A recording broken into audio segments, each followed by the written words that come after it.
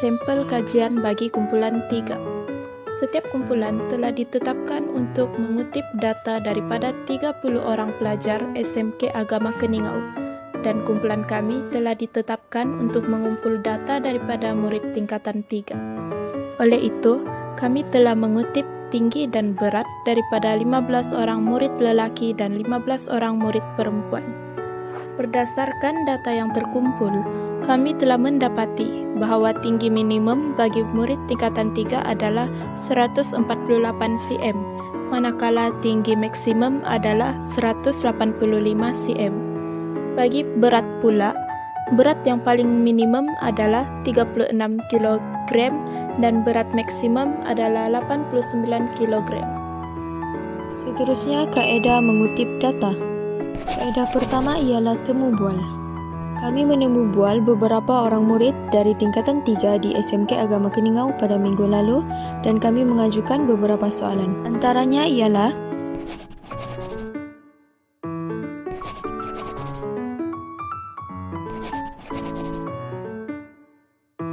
kaedah kedua, pemerhatian. Kami memerhatikan ketinggian setiap murid tingkatan 3 yang ditemu bual. Mereka mempunyai ketinggian sekitar 140 cm sehinggalah 189 cm. Kaedah terakhir yaitu catat maklumat. Kami mencatat segala maklumat yang diperoleh semasa menemu bual. Kemudian kami memperincikan lagi maklumat kami dalam satu jadual mengikut jantina agar mudah untuk dikelaskan bagi murid yang mempunyai ketinggian rendah maupun tinggi. Ini adalah jadwal yang dikelaskan mengikut jantina. Selang kelas ialah data yang terdiri daripada ukuran sesuatu kuantiti yang boleh dikumpulkan dalam beberapa kelas dan julat setiap kelas. Cara pengiraan bagi selang kelas ialah nilai data terbesar tolak dengan nilai data terkecil bahagi dengan bilangan kelas. Contohnya, data terbesar ialah 185, data terkecil ialah 148, manakala bilangan kelas ialah 5. Maka 185 tolak dengan 148 bahagi dengan 5 sama dengan 7.4. Maka selang kelas yang sesuai ialah 140 hingga 149, 150 hingga 159, 160 hingga 169, 170 hingga 179, dan 180 hingga 189. Seterusnya ialah kekerapan. Kekerapan ialah bilangan kali suatu peristiwa diulang dalam tempo tertentu. Contohnya, bilangan murid yang mempunyai tinggi 148 dalam satu kelas ialah 2 orang. Selepas itu, kekerapan longgokan. Kekerapan longgokan bagi suatu selang kelas ialah hasil tambah kekerapan bagi suatu selang kelas itu dengan jumlah kekerapan kelas sebelumnya. Cara pengiraan bagi kekerapan longgokan. Seterusnya, had bawah. Had bawah ialah nilai terkecil. Contohnya 140 hingga 149. Maka had bawahnya ialah 140. Had atas ialah nilai yang paling besar dalam setiap selang kelas. Contohnya, selang kelas yang diberikan ialah 140 hingga 149. Nilai yang terbesar dalam selang kelas itu ialah 149. Maka had atas bagi selang kelas berikut ialah 149. Titik tengah pula bersamaan dengan had bawah tambah had atas dibagikan dengan 2. Sempadan bawah bersamaan dengan had atas kelas sebelumnya tambah had bawah kelas itu dibagikan dengan 2. Contohnya, had bawah yang diberikan ialah 140.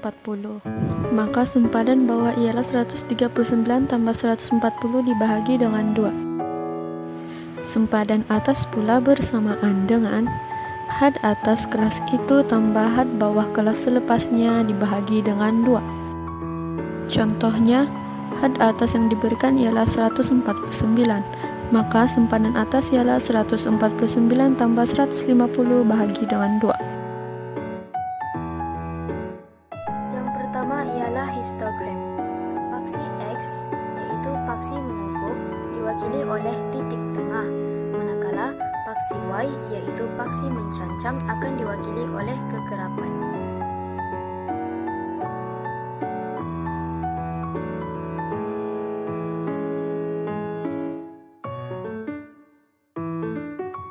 Nilai yang akan ditulis pada paksi X ialah nilai titik tengah berdasarkan jadual yang telah disediakan.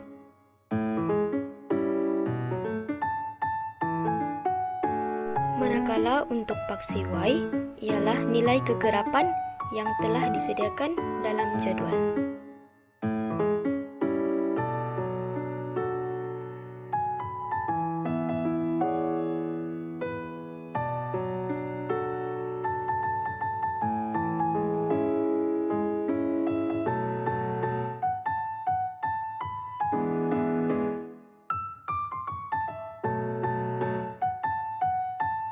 Yang kedua ialah poligon kegerapan.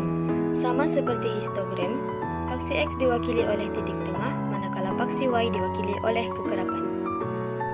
Bagi poligon kegerapan, sekiranya kelas pertama bukan sifar, kita perlu tambah satu lagi kelas sebelum kelas pertama dengan kegerapan sifar.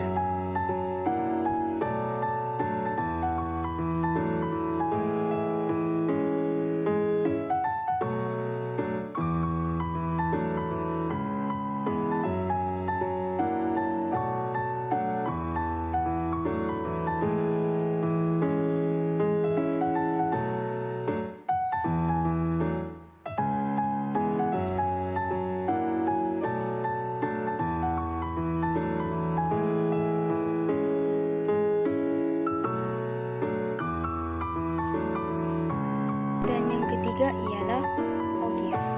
Untuk melukis ogive, paksi X diwakili oleh sempadan atas, manakala paksi Y diwakili oleh kegerapan longgokan. Sekiranya kelas pertama bukan sifar, tambah lagi satu kelas dengan kegerapan longgokan sifar serta nilai sempadan atasnya.